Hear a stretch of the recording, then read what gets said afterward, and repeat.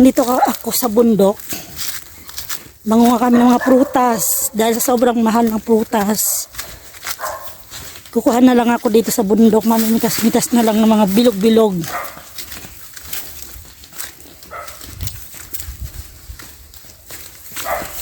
Yan.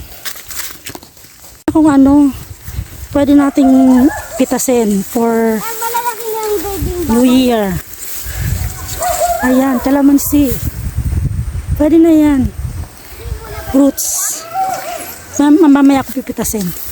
At pakain muna kami ng baboy. Baw.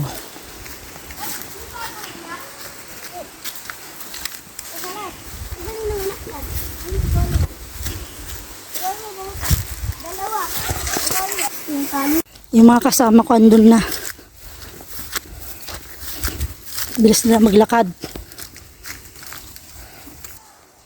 Ang ganda ng view. Andito ako ngayon sa taas. Ito, itong mangga to. Yan. Siguro kasing edad ko to. Tawid tayo. Cho! Cho! Padaan! Cho! Si Juban, baka mapatiplak ka. Yan. Ingat anak.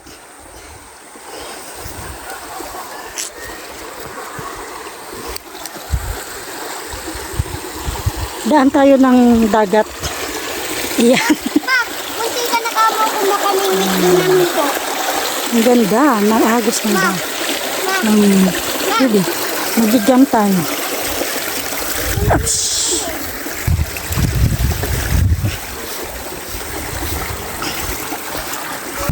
May bibi. Andito na tayo. Dito na tayo.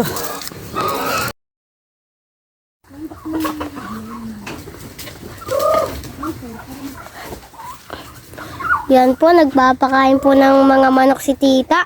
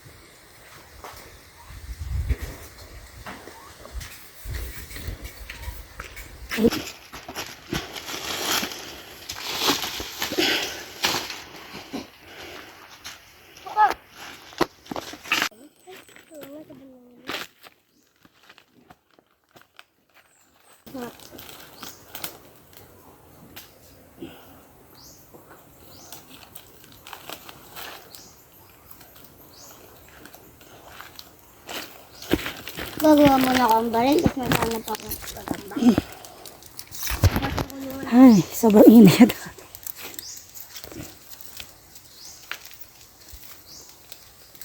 Siguro last day ko na naman ngayon.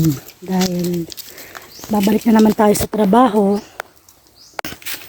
Kuha tayo ng talbos ng kamote. Saan bang daan? Ay!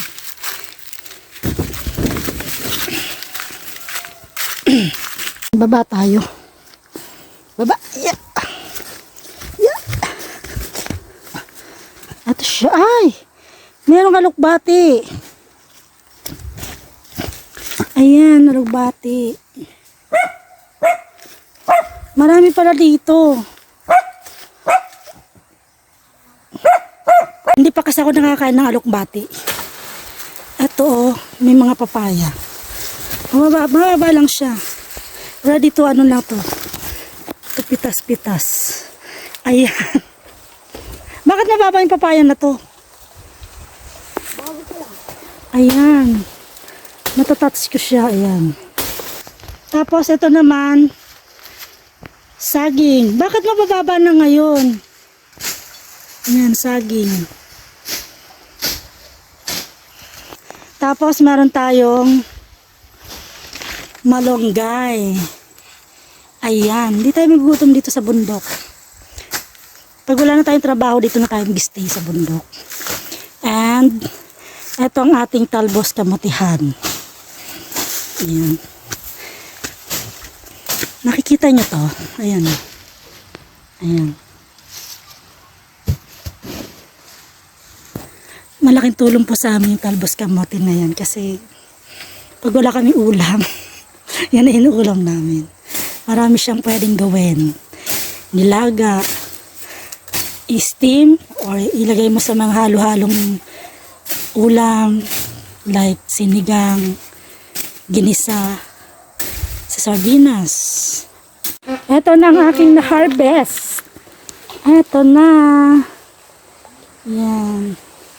Meron tayong pang-ulam today. Tonight. Pauwi na kami.